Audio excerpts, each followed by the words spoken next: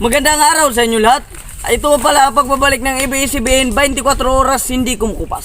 Ating pupuntahan ang nanalo sa alala na si Presidente Rodolfo Urungan. At ang ating interviewin kung anong nangyari sa ating bayan. So ito na nga mga kababayan. Pumunta na ako dito sa palasyo. At tatanungin natin si Mr. President Rodolfo Urungan kung totoo ba ang mga pangako niya sa eleksyon. Mr. President!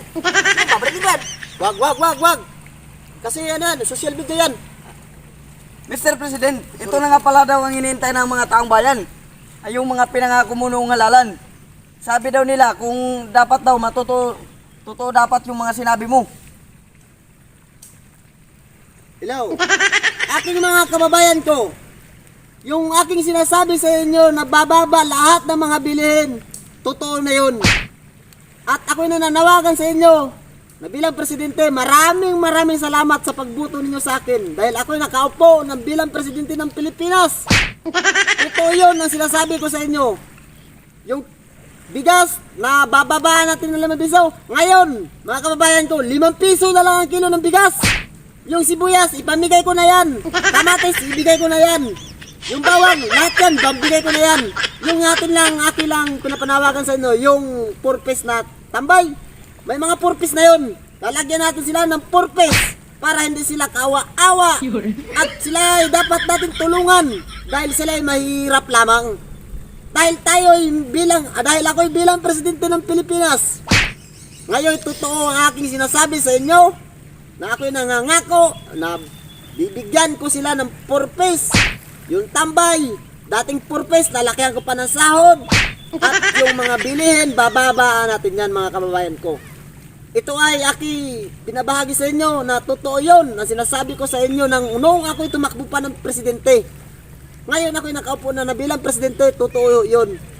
Yung mga mahihirap na nagtatrabaho dyan, dapat ako'y mananawagan sa palasyo na dadagdagan natin ang presyo ng mga sahod ng mga mahihirap. Dahil sila ay mga mahihirap, dapat natin sila tulungan. Huwag natin sila ipabayaan. Kung sila ay walang pagkain, dapat natin bibigyan. Kung sila ay kailangan nila ng pambili ng kape at sukar, bigyan natin. Ako po nananawagan sa inyo ng mga kababayan ko. Totoo po yun. Kumuha nga pala ako mga kababayan ko ng bodyguard. Si Roger Usabel kasi nung ako'y tumakbo pa ng bilang presidente, marami talaga nagka-entra sa akin na gusto ko nila itutumba. Kasi ako ay mabuting tao na mahigit pa sa nagmamahalan ng mga kaibigan ko. Yun lang po.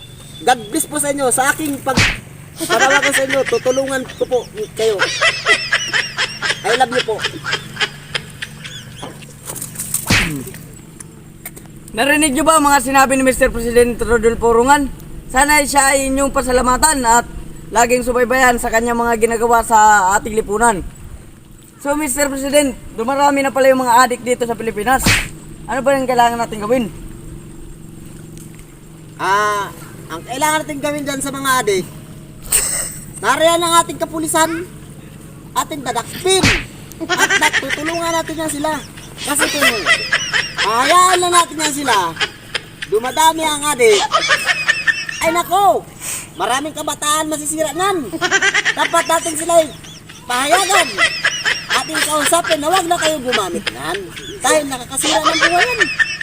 At tayo mawawala sa ating pag-asa kung gaganyanin natin yung palagi natin sa sarili. Ngayon, ang akin lang ibabagi sa inyo, tayo yung mga mahihirap. Yung ating pira maliliit lamang, ipapakain natin sa ating pamilya, ibibili pa natin ng ano-ano dyan. Ibili na lang natin ng bigas o kaya sardinas para makakain ng ating pamilya. Di ba tama yung aking sinasabi sa inyo? Tayo mga mahihirap lamang. Ngayon ako yung nakaupo ng presidente, tutulungan ko kayo, huwag kayong mag-alala. Ako ay nangangako sa inyo bilang presidente ng Pilipinas. Ano Mr. President? Pakidagdagan mo ang baril ko, uubusin ko sila lahat. Wag. Ako ay nananawagan. Atin silang kakausapin dahil sila ay mahihirap din. At sila ay may puso't damdamin din. Marunong din sila masaktan. Nasasaktin ang damdamin nila eh. At Yun ang aking pinapanawagan sa'yo. ABS-CBN, 24 oras di kumukupas. Yun lang po. Maraming salamat. So narinig nyo ba mga sinabi ni Mr. President Rodolfo Urungan? Magpasalamat po tayo sa kanya